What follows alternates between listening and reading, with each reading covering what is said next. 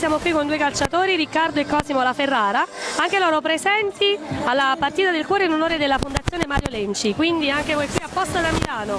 Sì, apposta da Milano e siamo da un po' di tempo, però comunque siamo molto vicini a questa città fantastica, è un evento del genere, noi abbiamo partecipato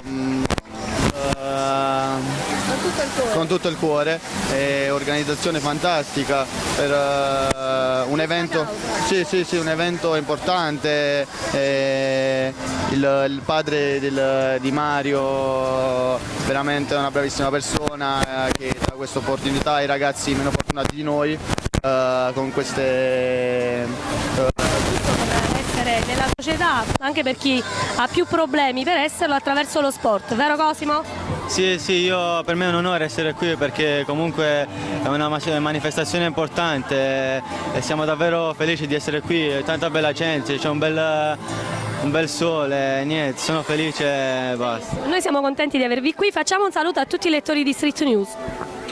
ciao, un bacione, ciao.